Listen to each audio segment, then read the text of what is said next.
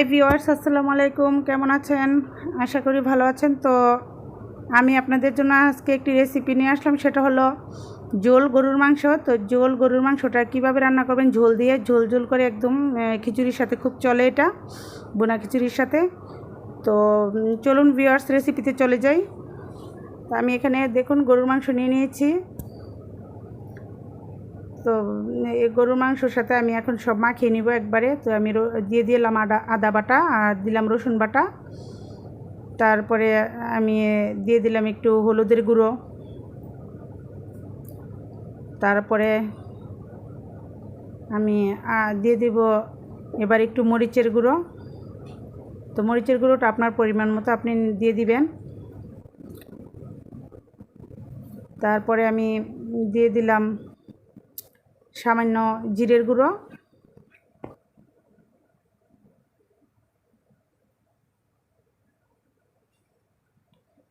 তো আর একটু লবণ দিয়ে দিলাম। তো এখন এগুলো আমি ভালো করে মেখে নিব।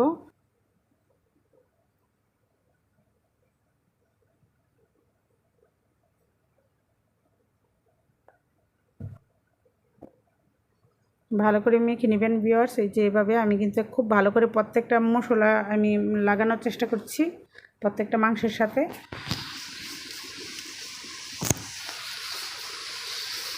তো মেখে নিলাম। এবার আমি পেঁয়াজগুলো দিয়ে দিব ঢেলে।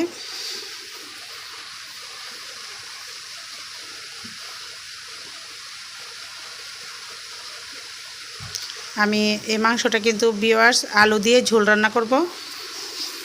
এটা কিন্তু খিচুড়ির সাথে খুব যায়, তো বুনা খিচুড়ির সাথে বা পাতলা খিচুড়ির সাথে এগুলোর সাথে। তো আমি দিয়ে দিলাম ভিউয়ার্স এলাচ, দারচিনি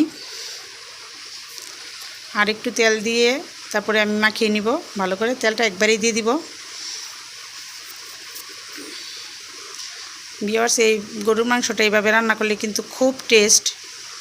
যখন ছোটো ছিলাম ভিউয়ার্স, তো আমার ফুপু খুব বড় বড় আলু কেটে তারপরে এই ঝোলটা রান্না করতো। যখন ভুনা খিচুড়ি রান্না করতো ফুপুর বাসায় গেলে, কি সেই স্বাদ ফুপুর হাতের রান্না। তো এখন তো ভিউয়ার্স এখন তো সব কিছু স্বাদ কমে আসছে, ওরকম নাই আর। তার ফুপু তো এখন রান্না করতে পারে না, ফুপুর বয়স হয়ে গিয়েছে, তো এখন রান্নাও করে না, বউরা রান্না করে। তো কিন্তু না হলে আপনাদেরকে দেখাতাম আমার ফুপুর রেসিপিটা কীরকম, দারুণ একটা রেসিপি। তো ভিউয়ার্স আলুটাও আমি কেটে নিয়েছি দেখেছেন। আর আমি এটা কিন্তু চুলায় বসিয়ে দিয়েছি, ঢেকে দিলাম চুলায় বসিয়ে। তো আমি একটু নেড়ে চেড়ে নিচ্ছি, দেখুন বলক এসে গিয়েছে পুরা। তো আমি এটা অত কড়া জালে রান্না করব না, মিডিয়াম আঁচে রান্না করব। আর যদি পানি লাগে তাহলে আমি কিন্তু গরম পানি ইউজ করব এটাতে।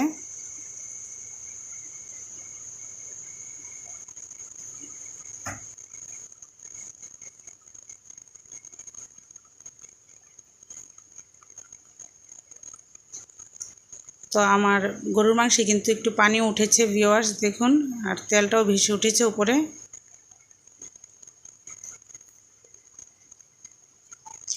তো আমি এখন এই অবস্থাতে আলুটা দিয়ে দিব, যেহেতু আমার মাংসটা অনেকখানি সিদ্ধ হয়ে এসেছে।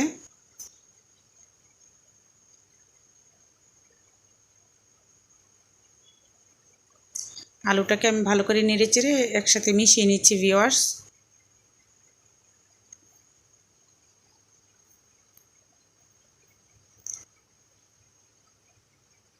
তো ভালো করে নেড়ে তারপরে আমি আবার ঢেকে রান্না করব এটা।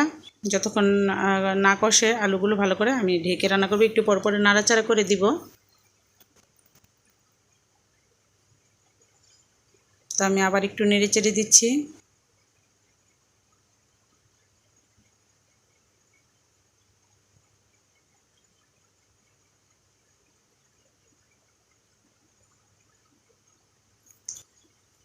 তো ভিউয়ার্স দেখুন কালারটা কিন্তু খুব সুন্দর এসেছে।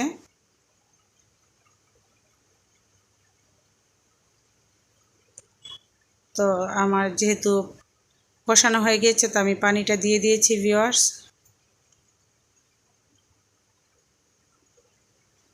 আমি ব্লেন্ডারে মশলা পিষেছিলাম, তো আমি ওই ব্লেন্ডারে ধুয়ে পানিটা এখানে দিয়ে দিয়েছি।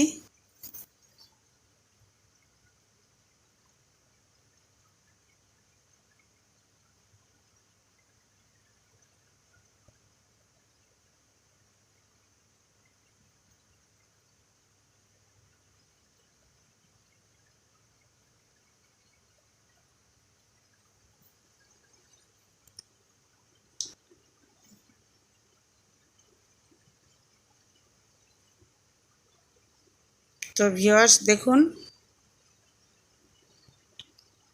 আমার রান্নাটা কিন্তু মোটামুটি অনেকটাই হয়ে এসেছে, আর ঝোলটা তো একটু রাখতে হবে। তো আমি এখানে 2টা কাঁচামরিচ ভেঙে দিয়ে দিলাম।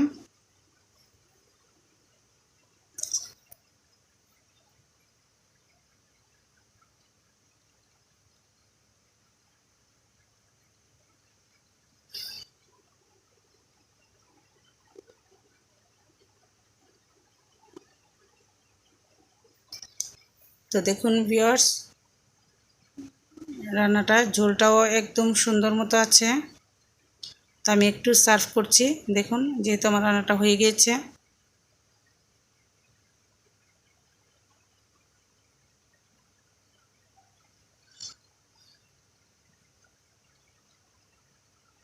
তো এই যে ভিউয়ার্স আমার রান্নাটা হওয়ার পরে আমার তরকারিটা এরকম হয়েছে দেখতে, কতটা সুন্দর লাগছে দেখুন। আর খেতে কিন্তু খুবই সুস্বাদু হয়েছে। আপনারা এভাবে ঝোল যদি রান্না করেন, এভাবে রান্না করে দেখেন ভিউয়ার্স, মাশাআল্লাহ খেতে অনেক স্বাদ হয়েছে।